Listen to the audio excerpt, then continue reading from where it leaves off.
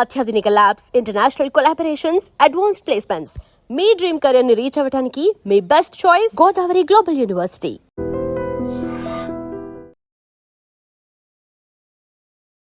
నమస్కారం, welcome to I dream. ధర్మ మార్గం విత్ విజిత కార్యక్రమానికి స్వాగతం.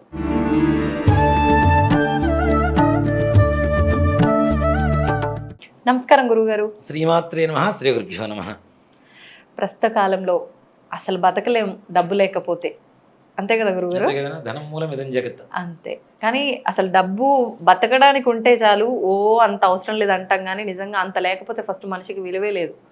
మరి ఎంత ఒకప్పుడు అంటే ఒక వ్యవసాయము, కొన్ని వృత్తుల ద్వారానే డబ్బు సంపాదించుకోవడం, అది కూడా కొంతవరకు మాత్రం. ఇప్పుడు చాలా రకాలుగా మనం డబ్బులు సంపాదించుకుంటున్నాం, వివిధ రకాలుగా వచ్చేసినాయి.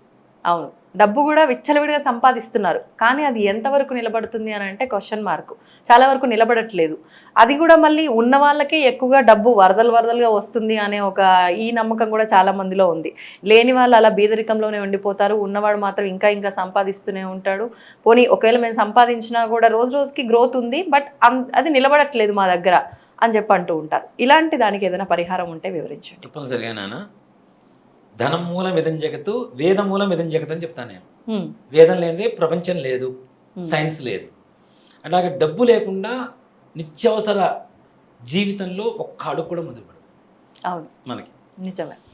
ఇది ఆధ్యాత్మికంగా తీసుకున్నా, ఆది భౌతికంగా భౌతిక ప్రపంచంలో తీసుకున్నా తప్పనిసరిగా ధనం అవసరమే.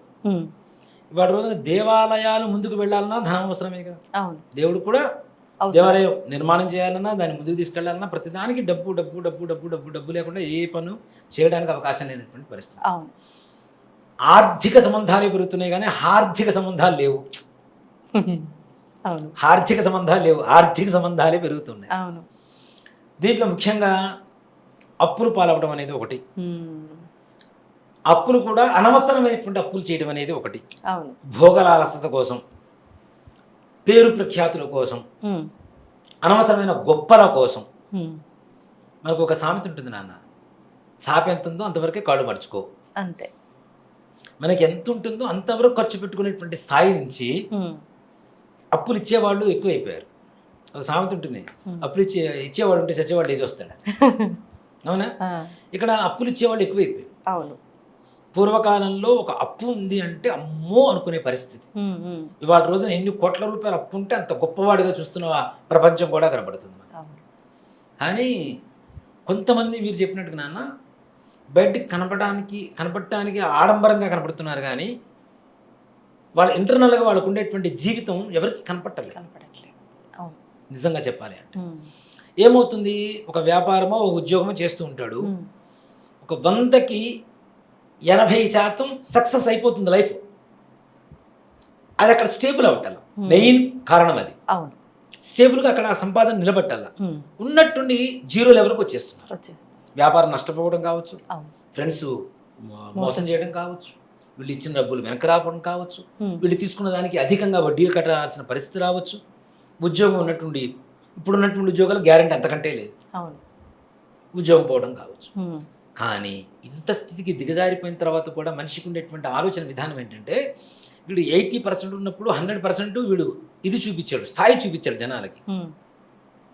స్థాయి తగ్గితే పేరు తగ్గిపోతుంది, ప్రతిష్ట పడిపోతుంది అనే విధానంతో అప్పులు చేసి మరి ఈ 100% లైఫ్ని చూపిస్తున్నాడు జనాలకి. అవునా? ఇప్పుడు పెళ్లి భోజనం పెడతాను నాన్న, పెళ్లికి భోజనం ఎంత అవసరం అంతే అవసరం. తృప్తిగా వాడు కడుపు నిండా పప్పన్నం పెట్టావా లేదా, ఎవరైనా ఎప్పుడు పప్పు అన్నం పెడతామని అడుగుతారు. ఎప్పుడు చికెన్ అన్నం పెట్టావు, ఎప్పుడు మటన్ అన్నం పెట్టావు, అవునా?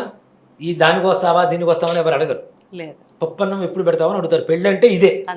అంటే పప్పు, అసలు శాస్త్రం కూడా అదే చెబుతుంది, పప్పు లేని భోజనం, సూపం మినహా భోజనం అప్రశస్తం అంటాడు. ధూపం మినహా పూజ అప్రశస్తం. ధూపం లేని పూజ, సూపం అంటే పప్పు, పప్పు లేని భోజనం, రెండు వేస్ట్ అని చెప్తాడు, అప్రశస్తం అని చెప్తాడు. అలాంటి స్థాయి నుంచి ఏదైనా ఫంక్షన్ జరిగితే 108 ఐటమ్స్ చేసే పరిస్థితికి వచ్చేసింది. ప్రతి ఒక్కడు 108 రకాలే. అవును, వాడు 108 పెడితే నేను ఇంకో 2 ఎక్కువ పెట్టాలి. 108 రకాలు ఏం తినేస్తాడు నాన్న ఏ మానవుడు మాత్రం? తిన్నదానికన్నా ఎక్కువ వృధా. ఇంత వేసుకున్న 108 రకాలు తినలేడు కదా మనిషి. అవునా? అలాంటిది 108 రకాలు చేస్తాడు. వాళ్ళకి డబ్బులు అంత వృధా అయిపోవటం, ఈ ఈ రకమైనటువంటిది ఎక్కువ అవుతుంది. నిజంగా చెప్పాలి అంటే పూర్వకాలంలో విస్తరాకులు అంటే చక్కగా కుట్టినవో లేదంటే అరటాకో తెచ్చేసేవాడు. ఇప్పుడు ఆ తినే ప్లేట్ కూడా కాస్ట్లీ ప్లేట్లు, ఒకసారి తిని పడేసేదానికి కూడా, తినకముందు విస్తరాకు తిన్న తర్వాత ఇంగిలాకు అనుకునే దానికి కూడా దానికి కూడా ఎంత కాస్ట్ పెట్టి తీసుకున్నాం ఈ పరిస్థితి. యూనిఫామ్ వడ్డించేవాడు కూడా, అవునా? భోజనం పెడితే కడుపు నిండా మనం వడ్డిస్తే, ఇప్పుడు మీరు మా ఇంటికి భోజనాన్ని పిలిస్తే నేను వడ్డించి పెడితే ఎంత బాగా తింటారు నాన్న మీరు, తృప్తిగా అనిపిస్తుంది, అవునా? ఒక కూలివాడిని పెట్టేసి పెట్టరా పెట్టండి అని చెప్తే మీరు ఎట్లా తింటారు? కూలివాడు పెట్టింది కూలివాడు పెట్టినట్టే ఉంటుంది, ఇక్కడి నుంచి రాదు కదా, అవునా? అదే చెప్తాను నేను, భోజనం పెట్టేటువంటి విధానం ప్రేమలో ఉండాలి. ఎంత పెడుతున్నావు, ఎన్ని రకాలు పెడుతున్నావు కాదు, ఎంత ప్రేమగా పెడుతున్నావు. మరి కృష్ణుడికి కుచేరుడు ఇచ్చింది అటుకులేగా, అరటి పండు తిని తొక్కిచ్చాడుగా, భక్తి దాన్ని స్వీకరించాడా లేదా? ఎవరికైనా ప్రేమ భక్తి ఇవే కదా కావాల్సింది. అవి లేకుండా ఎన్ని రకాల ఐటమ్స్ పెట్టి ఆడంబరాలు చూపిస్తే ఏముంటుంది చెప్పండి? అరే ఏంటి నాన్న, ఓనీల ఫంక్షన్కి మన మధ్య 55 లక్షలు తగలబెట్టాను, నాకైతే ఏడుపు వచ్చింది అది చూసి. 55 లక్షలు అమ్మాయి డ్రస్సు 4.5 లక్షలు నెమరేకలతో గుట్టించారు. ఎక్కువ ఏడవటం అంటారు ఇది. అదే పోనీ వాళ్ళు కుంది చేశారు, అప్పు చేసి మరీ చేశారు. ధైర్యానికి మెచ్చుకోవాలి గురుగారు. ఫస్ట్ 4.5 లక్షల డ్రెస్ అంటే నేను అనుకున్నాను ఏదో వజ్రాలతో బతికిందేమో అనుకున్నా, తీరా చూస్తే నెమరేకలు. ఒక్కసారి వేసుకుంటారు ఆ డ్రెస్, రెండోసారి వేసుకోగలుగుతారు ఏదైనా ఫంక్షన్కి? వేసుకోలేరు. పైగా ఈ రకమైనటువంటి ఉన్మాదం ఉన్నటువంటి వాళ్ళకి ఒక ఫంక్షన్ వేసుకుంటారు, ఇంకో ఫంక్షన్లో వేసుకోకూడదు. అవును, పూర్వకాలంలో కొత్త బట్టలు ఉంటే ఇస్త్రీ వేసుకొని ఎన్నిసార్లు వేసుకునేవాడు. చెంబు ఇస్త్రీ, ఇది ఇప్పుడు మళ్ళీ ఐరన్ బాక్స్కి ఇవ్వడాలు, ఐరన్కి ఇవ్వడాలు కాదు, ఇప్పుడు బాస్కెట్ ఐరన్స్ ఇవన్నీ కూడా వచ్చినాయి కదా. అప్పట్లో అవన్నీ లేవు. ఇత్తడి చెంబులో బొగ్గులు పోసుకొని పైన తడిబట్ట పట్టుకొని గట్టిగా కాలకుండా దాంతో ఇస్త్రీ వేసుకునేవాడు. అదే మడత పెట్టి లోపల చక్కగా పక్కన పెట్టుకుంటే అమ్మ పండగ వస్తే అది వేసుకోవాలి, ఏదైనా విశేషమైన ఫంక్షన్ వస్తే అది వేసుకొని వెళ్ళాలి, అలా ఉండేది. ఇప్పుడు ప్రతిరోజు పండగే, ప్రతి ఫంక్షన్కి కొత్త బట్టలే. ఇక్కడ వేసుకునేది ఇంకోసారి వేసుకోకూడదు. మొహం మార్చాలి, మరి బట్టలు మారుస్తారు, మొహం మారదే, అవునా? మొహం అయితే అదే మొహం కదా, అదే మొహం వేసుకొని పోవాలి, అదే పర్సనాలిటీ వేసుకొని పోవాలి. అంతే. ఎన్ని బట్టలు మార్చినా నువ్వు లోపల మనసు మార్చకుండా ఎంత వేషం మారిస్తే ఏముంటుంది నాన్న, ఎంత డబ్బులు ఖర్చు పెడితే ఉంటుంది? ఆడంబరాలకు వెళ్తున్నటువంటి డబ్బులు వృధా ఖర్చులు ఎక్కువైపోతున్నాయి. అది పెళ్ళిళ్ళు కావచ్చు, ఎనీ ఫంక్షన్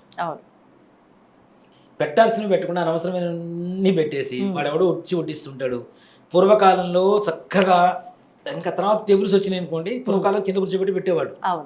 అరటా కాసి అన్నం పెడితే చక్కగా వేడివేడిగా ఆవకాయ ముద్దపప్పు వేసుకొని, చక్కగా నెయ్యి వేసుకొని, నువ్వులు పొడేసుకొని, సీజన్ని బట్టి వంటకాలు ఉండేవాళ్ళు. ఇప్పుడు సీజన్ లేదు, అని సీజన్ లేదు, ఏ సీజన్లో పడితే ఆ సీజన్లో ఏ వంటకాలు పడితే ఆ వంటకాలు. గోదావరి జిల్లా పోతే ఇప్పటికీ సీజనల్ ఫుడ్సే ఉంటాయి, సీజనల్ ఫుడ్డే ఉంటుంది. మీకు కందాబచ్చల కూర తప్పనిసరిగా వర్షాకాలంలో వండుతారు. మునగాకు కూర కరెక్ట్గా ఆషాఢ మాసంలో వండుతారు. మరలా పనసపట్టు కూర ఎండాకాలంలోనే వండుతారు. ఇవన్నీ అక్కడ వాతావరణం వేడిగా ఉంటుంది, లేదు అతి చల్లగా ఉన్నప్పుడు బాడీలో ఉష్ణాన్ని పెంపొందించేటువంటి మునగాకు వేడిని పెంచుతుంది బాడీలో, కరెక్ట్గా వర్షాకాలం స్టార్ట్ అయ్యే ముందు. వర్షాకాలంలో కందా బచ్చలి అని చెప్పి ఆవ పెట్టి పెడతారు. ఆవ తింటే ఆటోమేటిక్గా బాడీలో హీట్ పెరుగుతుంది. ఇక్కడ ఎండాకాలంలోకి వచ్చేసరికి పనసపొట్టు కూర చేసేవాడు, పనసపొట్టు ఆవ పెట్టి చేస్తారు, అది కూడా పనస పొట్టు అంటారు. పనసకాయ ఉంటుంది, ఆ పొట్టు కొట్టేసి చేస్తారు, దాంతో చేస్తారు. ఆ కూర కూడా ఎండాకాలంలో తింటే ఉష్ణమైన శీతలం, వేడిని వేడి చేస్తే శరీరం చల్లబడుతుంది కాబట్టి దాంట్లో పప్పు నూనె వేసుకొని మరి తింటారు. పప్పు నూనె వేడి, కందా బచ్చలి పనస వేడి, పనస పొట్టు అట్లాగే దాంట్లో పెట్టి ఆవ వేడి, బయట ఎండాకాలం, ఇవన్నీ కలిస్తే లోపల శరీరం చల్లబడుతుంది. అట్లా ట్రీట్మెంట్ వైజ్ గా ఉండేది. బాడీకి ఏమి అందించాలో అవి అందిస్తే అవి భోజనాలు. ఇప్పుడు అవన్నీ లేవు కాబట్టి అనారోగ్యాలు. అంతే మరి. అరే చలికాలం అర్ధరాత్రి పూట లవర్ని తీసుకొని ఐస్ క్రీమ్ తినడం మొదలు పెడతాడు, వర్షం పడుతుంటుంది ఐస్ క్రీమ్ తింటుంటాడు. వర్షాకాలంలో చల్లటి వస్తువులే తినకూడదని మన వాళ్ళు పక్కన పడేస్తారు, అవునా? అసలు ఇవన్నీ పోయి ఇష్టం వచ్చిన తిండ్లు పెట్టడం, ఇష్టం వచ్చినట్టుగా ఖర్చులు పెట్టడం, అనవసరంగా డబ్బులు ఖర్చు పెట్టడం, ఇవి ఎక్కువైపోయినాయి. ప్రేమతో వడ్డిస్తే కింద కూర్చున్నప్పుడు ఇంకాస్త వేసుకో, ఇది వేసుకో, ఇంకో పూర్ణం వేసుకో అని వడ్డిస్తుంటే ఎంత ప్రేమ ఉంటుంది.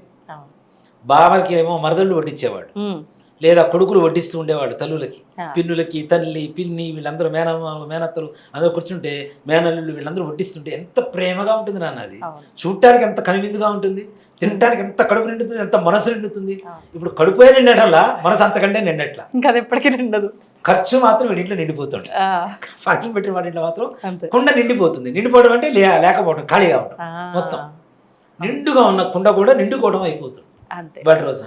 కాబట్టి ఇట్లాంటి భేషజాలికి పోయి అనవసరమైనటువంటి ఖర్చులు పెట్టడం. ఉమ్, డబ్బు నిలబెట్టలేదు అంటే పక్కవాడిని చూసి పులిని చూసి నక్క వాతలు పెట్టుకుంది అంటారు చూడండి. correct. పక్కవాడు పెడితే వాడికి ఉంది, వాడు 100 సార్లు తింటాడు పోయి. ఉమ్, నీకు దేనికి వచ్చిన బాధ? అవును. నీకు నొంతలు వచ్చాయి, అంతే. అదే కడుపు నిండా పెట్టు. ఉమ్, ఒట్టి ఆమకాయ అన్నం పెట్టినా కూడా కడుపు నిండా తినిపోయేవాళ్ళు చాలా మంది ఉంటారు. మజ్జిగ వేసుకొని పెట్టేస్తే హాయి ప్రశాంతంగా. ఉమ్, అందులోను అంటే మనం డబ్బు గురించి ఇవన్నీ చెప్పుకుంటూ వస్తున్నామంటే చెప్తున్నానన్న, ఆరోగ్యమే మహాభాగ్యం. మనకు ఉండేటువంటి అష్టైశ్వర్యాలు మొట్టమొదటిది ఆరోగ్యమే. ఉమ్, ఆరోగ్యం దేని ద్వారా వస్తుంది? మనం తినేటువంటి ఆహారం ఆహారం ద్వారానే వస్తుంది, మనకు ఉండే ఆహారపు అలవాట్ల ద్వారానే. అవును. మా పూర్వకాలంలో ఇప్పటికీ నాకున్న అలవాటు ఏంటంటే మజ్జిగ వెయ్యి అని అడుగుతాం మా ఇంట్లో. మా ఆవిడ ఇప్పటికి ఉమ్, పెరుగు వెయ్యి అని అడగను నేను. అలా అడగకూడదా? అడగకూడదు. అసలు పెరుగు ఉదయం పూట మాత్రమే తినాలి, రాత్రిపూట తినకూడదు. ఓకే. రాత్రిపూట తింటే ఆయుక్షీణం. ఆ, ఓకే ఓకే. బాలార్కో ప్రేతధూమశ్చ వృద్ధాస్త్రీ పిలవరోధకం రాత్రో దజ్జన్న భక్తిశ్చ ఆయుక్షీణం దినే దినే. శాస్త్రమే చెప్తుంది, నీతి శాస్త్రం. పొద్దున్న వచ్చే సూర్యకిరణాలు ఒంటి మీద పడితే రోగాలు పెరుగుతాయిట. ఉమ్, కొన్ని రోగాలు పెరుగుతాయి. అలాగే మగవాడి కంటే పెద్దవాళ్ళని ఆడవాళ్ళని పెళ్లి చేసుకుంటే ఆయుక్షీణం అవుతుంది అంటాడు. ఉమ్, అలాగే ప్రేత ధూమం, శవాన్ని తగలబెట్టినప్పుడు వచ్చినటువంటి ధూమాన్ని పొగని పీల్చుకుంటే రోగాలు వస్తాయి అంటాడు. ఉమ్, అలాగే రాత్రిపూట పెరుగన్నం తింటే ఇవన్నీ కూడా ఒక్కరోజు ఆయుష్ని తగ్గిస్తూ ఉంటాయని చెప్తాడు. బో. అలాగే ఇంకోటి కూడా చెప్పాడు, వృద్ధార్కో హోమధూమశ్చ ఉమ్, బాలాస్త్రీ సలిలోదకం రాత్రో క్షీరన్న భక్తిశ్చ ఆయుర్వృద్ధి దినే దినే. సాయం సంధ్యా సమయంలో వెళ్ళేటువంటి సూర్యకిరణాలు మన ఒంటి మీద పడాలి. ఉమ్, మగవాడి కంటే తక్కువ వయసు ఉన్నటువంటి ఆడవాడిని పెళ్లి చేసుకోవాలి. ఉమ్, హోమం నుంచి వచ్చేటువంటి పొగని పీల్చాలి. ఉమ్, రాత్రిపూట పాలన్నం తినాలి. ఎందుకు తినకూడదు పెరుగన్నం? ఉమ్, పెరుగన్నం అజీర్తి చేస్తుంది, డైజెషన్ తొందరగా అవ్వదు. ఓకే. నైట్ టైం తిన్న తర్వాత ఎక్కువ పని చేయం కాబట్టి డైజెషన్ అవ్వడానికి కష్టం అవుతుంది కాబట్టి ఊపకాయం పెరిగిపోతుంది. రాత్రిపూట పెరుగు తినొద్దు. ఓకే. ఆ, ఆ, ఎంత సైన్స్ నా గొప్ప సైన్స్ అది. అవును. అవునా? అవును. మరి పాలన్నం తింటే పాలు తొందరగా అరిగిపోతాయి. అరిగిపోతాయి.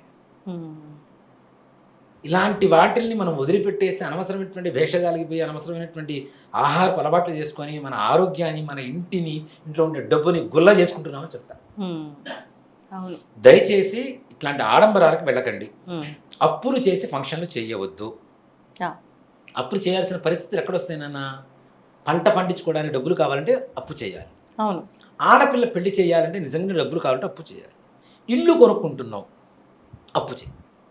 మిగిలిన ఇప్పుడున్నటువంటి రోజుల్లో ఇప్పుడు జనరేషను పబ్బుకి వెళ్ళాలంటే అప్పు చేస్తున్నారు. అవునా? అవును. సినిమా థియేటర్కి వెళ్ళాలంటే అప్పు చేయాల్సిన పరిస్థితి. ఉమ్, ఒకప్పుడు అబ్బా 20 రూపాయలు ఉన్నాయంటే కుటుంబం మొత్తం సినిమా చూసేది బాల్కనీలో కూర్చొని. మరి మా చిన్నప్పుడు ఉమ్, బాల్కనీ 3 రూపాయలు నాన్న, ఆ, నేల రూపాయి, ఓకే. బెంచి రూపాయన్నర, ఆ. కుర్చీ 2 రూపాయలు, బాల్కనీ 3 రూపాయలు. ఉమ్. బాల్కనీలో కూర్చొని సినిమా చూడటం అంటే అప్పట్లో గొప్ప. ఆ, 3 రూపాయలు. కుటుంబ సభ్యులు 6 ఉంటారు, 6 3 18 రూపాయలు సినిమా అయిపోయింది పో. అంతే. తలా ఒక చెక్కిలో ఉంటాయి, చెక్కిలాలు అమ్మేవాళ్ళు పావల ఒకప్పుడు, అంటే 25 NP. Okay okay.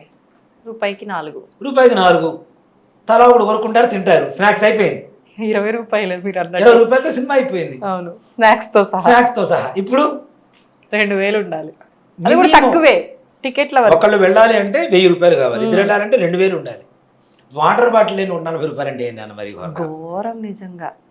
140 రూపాయలు వాటర్ బాటిల్, కాస్ట్లీ. మరీ ఘోరం కదా. అంటే బ్రహ్మంగారి కాలజ్ఞానంలో మంచినీళ్ళు కొనుక్కునే రోజులు, బాగా కాస్ట్లీ అయ్యే రోజులు వస్తాయి అని చెప్పి అన్నారంటారుగా, ఇవేనేమో ఈ రోజులే. మరి ఇప్పుడు ఆల్రెడీ మనం ఫేస్ చేస్తున్నాంగా ప్రాబ్లమ్స్.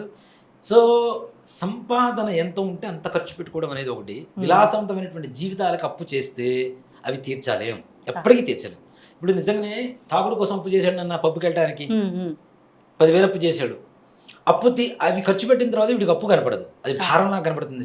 వాడు కనపడప్పుడు తప్పించుకొని తిరగడం మొదలు పెడతాడు. అంతే. ఆడపిల్ల పెళ్లి చేసావు, పెళ్లి చేసిన ఆడపిల్ల కనబడుతుంది ఇంట్లో, అత్తగారింట్లో. అరే మనం అప్పు తీర్చాలన్న బాధ్యత, ఆలోచన మన మైండ్లో ఉంటుంది. ఇల్లు కొనుక్కునేటప్పుడు అప్పు చేసాం, ఇల్లు అదే ఇంట్లో మనం ఉంటున్నాం, పలానా చోట అప్పు ఉందిరా కట్టాలరా అన్న బాధ్యత ఉంటుంది, ఆలోచన ఉంటుంది. లేదు రైతు పంట పొలం కోసం పంట కోసం అప్పు చేశాడు, పంట పండింది తీరగానే అప్పు ఇచ్చేస్తాడు. ఇప్పుడు అప్పు తీసుకున్న వాళ్ళు ఇవ్వడం అనేటువంటిది జరగదు రాబోయే రోజుల్లో.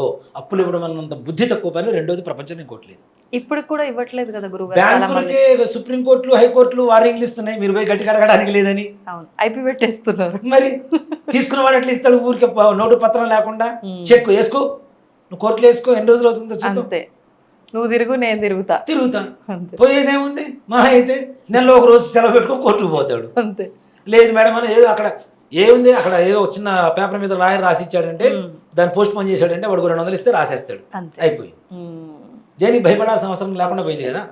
ఇట్లా వ్యసనాల కోసం ఆడంబరాల కోసం అప్పులు చేయొద్దు. సంపాదన ఎంత ఉంటే అంత ఖర్చు పెట్టుకోవడం అనేటువంటిది ఒకటి.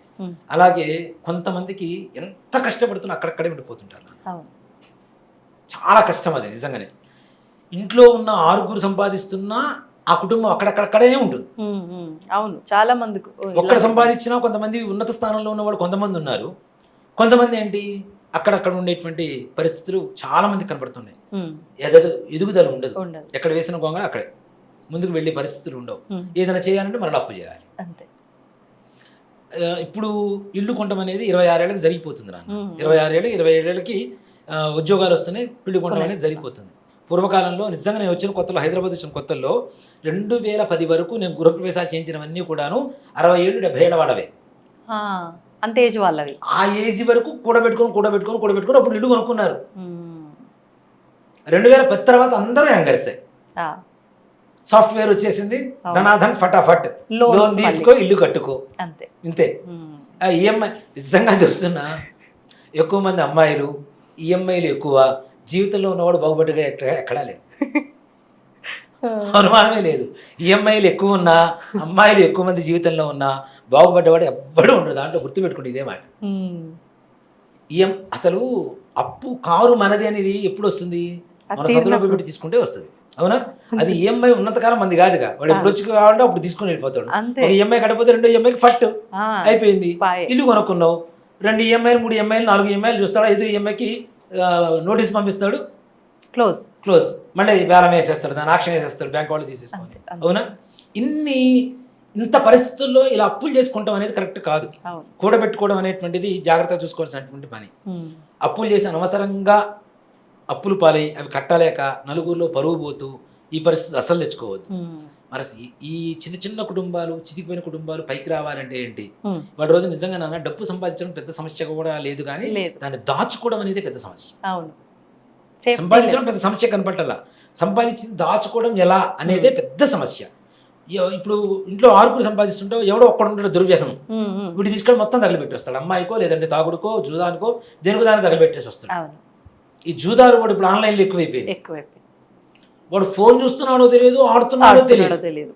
అవును, దీంట్లో షేర్ మార్కెట్లు ఎక్కువైపోయినాయి. నిజంగా మా పురోహితులు కూడా కొంతమంది ఉన్నారు. చూస్తుంటే వాళ్ళ ఎక్స్ప్రెషన్స్ చూస్తుంటే కార్యక్రమం చేసేటప్పుడు వాడు చచ్చిపోతాడేమో అనిపిస్తుంది. వాడు షేర్ మార్కెట్లో పెట్టుంటాడు, టెన్షన్, మంత్రం చదువుతూనే ఉంటాడు. అరే రారా తొందరగా, వస్తున్నాను నేను, అయిపోయింది. ఇంకా కార్యక్రమం మొత్తం కొలాప్సే. వీడు చేయించేది 3 మొత్తం ఆఫ్ అయిపోయింది కదా వీడికి. అవును, ఎవడు పెట్టమన్నాడు? నువ్వు కష్టపడి సంపాదించుకుంటే వస్తుంది, కానీ అంతే ఇట్లా పెడితే వస్తాయా? అనేక రకాలుగా యువత పాడైపోతున్నారు. దీంట్లో ఎన్ని రకాలు ఉన్నాయంటే నిధుల జోలికి పోతున్నారు కొంతమంది. అనవసరంగా నిధుల జోలికి పోయి లేనివి కూడా మాయలో పడేసి జనాలు డబ్బులు దండుకుంటున్నారు, దాంట్లో పడిపోతున్నారు. అలాగే ఆర్పీ కాయిన్స్ అని చెప్పి ఏవో కాయిన్స్ వచ్చినాయి, వాటి రూపంలో కొంతమంది దండుకుంటున్నారు. దీంట్లో ఏముండదు నాన్న, వైట్ అండ్ వైట్ వేస్తాడు, గిల్ట్ నగలు పెడతాడు, ఒక హోటల్లో రూమ్లో మీటింగ్ పెడతారు, సాయంత్రానికి ఇటు వాళ్ళు వెళ్ళిపోతారు. ఏమి తెలదు. ఎన్ని సంవత్సరాలైనా అది మీటింగ్లు జరుగుతూనే ఉంటాయి. మీటింగ్లో ఒక్కడు మాత్రం పర్మనెంట్గా ఉంటాడు, మిగిలిన వాళ్ళందరూ మారుతూ ఉంటారు. సీజనల్గా పర్మనెంట్గా ఎవరు ఉండరు, సీజనల్గా మారుతూ ఉంటారు. అంటే పార్టీలు మారిపోతూ ఉంటారు. దీంతోపాటు 60 40లు 50 50లు బ్లాక్ అండ్ వైట్ మనీలు, ఇది ఒక దందా వచ్చింది. దీంట్లో మునిగిపోతున్నటువంటి యువత కూడా చాలా మంది ఉన్నారు. నాకు తెలిసిన ఒకడు ఉన్నాడు, వాడు పోలీస్ జాబ్ వస్తే వదులుకొని ఈ బ్లాక్ మనీ మీద తిరుగుతున్నాడు. అయిపోయింది మా ఒక్క రోజులో రేపు వచ్చేస్తే 50 లక్షలు వస్తాయి అంటాడు. ఈ మాట నాకు సంవత్సరం నుంచి చూస్తున్నాడు. రూపాయలు టిఫిన్ లేకపోతే ఎవరో వాళ్ళు ఫోన్ చేసి 100 రూపాయలు బ్యాంకులో ఇవా. ఇలాంటి పరిస్థితి ఎందుకు నాన్న? అవును. ఎందుకు వచ్చిన అంటే బాధ? ఈజీ మనీకి అలవాటు పడ్డారు. ఈజీ మనీ ఎప్పుడు ఈజీగానే పోతుంది నాన్న. కష్టపడ్డ సొమ్ము ఎప్పటికీ కష్టపడ్డట్టు మన దగ్గర ఉంటూనే ఉంటుంది. ఆ చిన్నప్పుడు అంటే వీళ్ళు చూసే ఉంటారు, టీవీలో దూరదర్శన్లో ఒక యాడ్ వచ్చేది. యాడ్ కూడా కాదు, చిన్న షార్ట్ ఫిల్మ్ లాగా వచ్చేది. ఇప్పటికీ ఆయన ఆర్టిస్ట్ బతికే ఉన్నారు, పెద్ద దాంట్లో కొడుకుగా చేసిన ఆయన. ఒక కొడుకు తండ్రి, కొడుకు బాగా కోటీశ్వరుడు, తండ్రి కొడుకేమో జులాయి, ఎటు పడితే అటు తిరుగుతుంటాడు. చివరికి తండ్రికి విసుగు పుట్టేసి నువ్వు కష్టపడి సంపాదించుకొని వస్తేనే నా ఇంటికి రా అని చెప్పి కొడుకుని పంపిస్తాడు. ఒక 100 రూపాయల నోటు తీసుకొని వస్తాడు, తండ్రి తీసుకొని చించేస్తాడు, ఏం మాట్లాడు. ఒక రోజు 50 రూపాయల నోటు తీసుకొని వస్తాడు, తండ్రి తీసుకొని చించేస్తాడు, ఏం మాట్లాడు. ఒక రోజు 2 రూపాయల నోటు తీసుకొని వస్తాడు, తండ్రి చించబోతుంటే కసక్కం లాక్కుంటాడు. ఇప్పుడు నువ్వు కష్టపడి సంపాదించావు కరెక్ట్ అని చెప్తాడు. కష్టపడి సంపాదించకపోతే దాని విలువ తెలియలేదు కాబట్టి చింపుతున్నా కూడా మాట్లాడా, పట్టించుకోలేదు. అదే కష్టపడ్డ సొమ్ము 2 రూపాయలు పోతున్నా ప్రాణం విలువెల్లాడిపోయి తండ్రి దగ్గర నుంచి ఎదిరించి పక్క నెట్టిమరీ లాక్కున్నాడుగా. షార్ట్ ఫిల్మ్ చిన్నదే కానీ దాంట్లో మెసేజ్ మాత్రం చాలా గొప్పగా, అంటే నా 7 ఏళ్ళప్పుడు చూసింది ఇంకా నాకు గుర్తుందంటే ఇంకా గుర్తుపెట్టు, అర్థం చేసుకోండి దాంట్లో మెసేజ్ ఎంత గొప్పగా ఉందో. ఆర్టిస్ట్ మొన్న మధ్య నాకు కనబడ్డారు ఆయన. నేను చెప్పా మీరు ఇట్లా టీవీ యాడ్ చేసేవాళ్ళు దూరదర్శన్ అంటే, నీకు ఎలా గుర్తుందయ్యా అన్నాను. నేను 7 ఏళ్ళప్పుడు చూశానండి ఆ యాడ్, నేను చాలాసార్లు చూసేవాడిని, బాగా గుర్తు, మంచి మెసేజ్ అది. అది అట్లాంటివి కొన్ని ఇన్స్పిరేషన్గా మారిపోతుంటాయి నా లైఫ్లో. ఇప్పుడు అలాంటివి లేవు అంటే మానవతా విలువలతో కూడినటువంటి యాడ్స్ లేవు. యాడ్స్ ఉన్నాయి ఏంటి, ఆన్లైన్ ఆటలన్నీ ప్రమోషన్ చేసుకోవటాలు, ఇవి తప్పితే వేరే రకమైనటువంటి ప్రమోషన్స్ లేవు.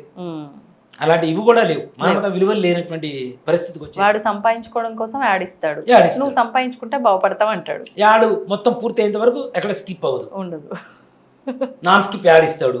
అది చూడాల్సిందే. చూసినప్పుడు వీళ్ళు మనసులో ఏదో ఆలోచన కలుగుతుంది, ఇది చేస్తే బాగుంటుంది కదా అని. ఇలాంటి వ్యవస్థను మానుకుంటే కొంత యువత బాగుపడుతుందని చెప్తా. ఇట్లాంటి వాటి జోలికి పోకుండా ఉంటే, కష్టపడి సంపాదించుకుంటే తప్పనిసరిగా యువత బాగుపడుతుంది, మంచిగా ఉంటుంది. కష్టపడ్డ వాళ్ళకు కూడా డబ్బు నిలబట్లేదు అనేటువంటి వాళ్ళకి సింపుల్ రెమెడీ నాన్న, పెద్దగా కష్టపడాల్సిన అవసరం లేదు.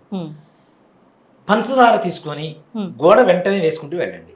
గోడ వెంట కొంచెం తడి ఉన్న చోట పంచదార తీసుకొని చక్కగా గోడ వెంట వేసుకుంటూ వెళ్ళండి. చీమలు వస్తాయి ఇంట్లోకి. చీమలు, నల్ల చీమలు ఇంట్లోకి వస్తున్నాయంటే లక్ష్మీదేవి ప్రవేశం జరగబోతుందని ఒక శుభశిఖం. నల్ల చీమల వరుస కనబడింది, పంచదార వేసే, గమాక్షన్ వేయకు, పంచదార వే. అవి తిని తీసుకుని వెళ్ళే పరిస్థితుల్లో తప్పనిసరిగా నీ ఇంట్లో క్రమంగా లక్ష్మీదేవి అనుగ్రహం వస్తుంది. నిజంగా క్రమశిక్షణ అంటే చీమల దగ్గరే నేర్చుకోవాలి. అవును, ఒకే వరుసలో వెళ్ళిపోతుండే కరెక్ట్గా, డిస్టర్బ్ చేసిన అటు ఇటు అవో ఒకే వరుసలో వెళ్ళిపోతుంటాయి. అంటే వాటి దగ్గర నేర్చుకోవాల్సిన క్రమశిక్షణ కూడా ఉంది కదా మనకి. అట్లానే వాటికి ఆహారం వేయడం ద్వారా లక్ష్మీదేవి ఇంట్లో స్థిరంగా ఉంటుంది.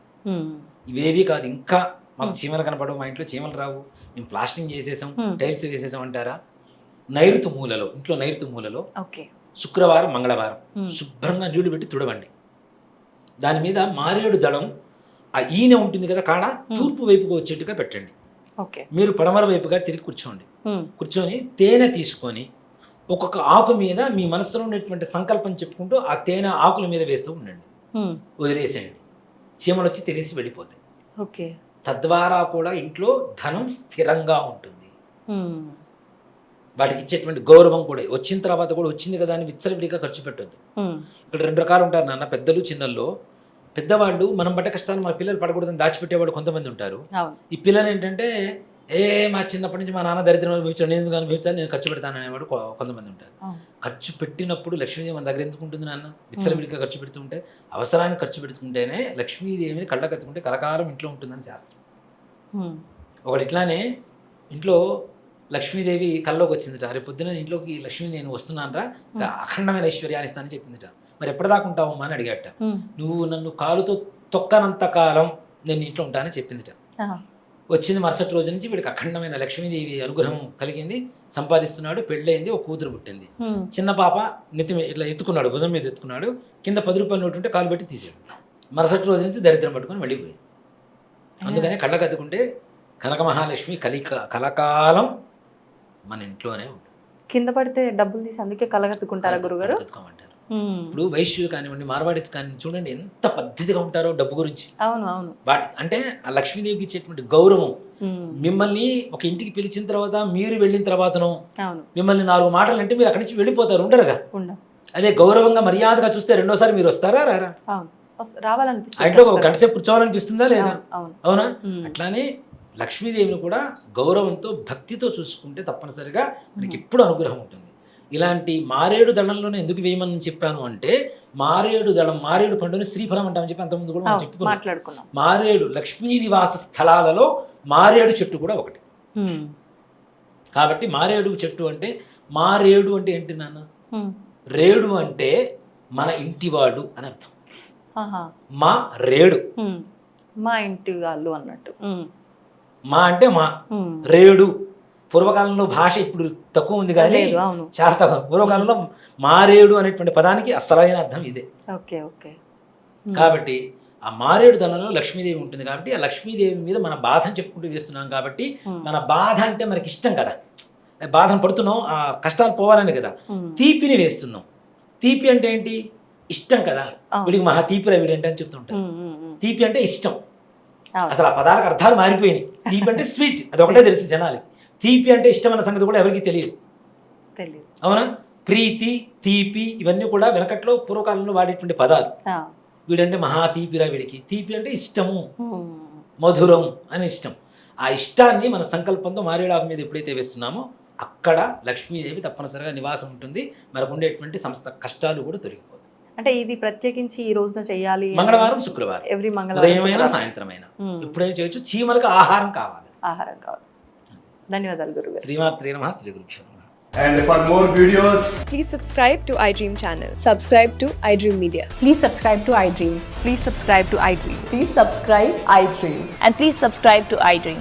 For more videos, subscribe to iDream.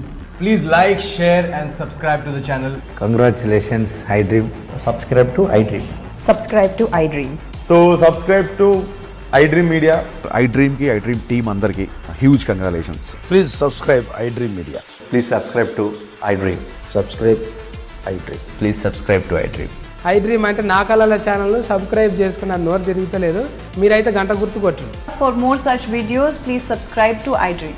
Subscribe to iDream. Please subscribe to iDream. Please subscribe iDream Media. Please do subscribe to iDream. Please subscribe to iDream Media. For best entertainment and information, please subscribe iDream. And don't forget to subscribe to iDream.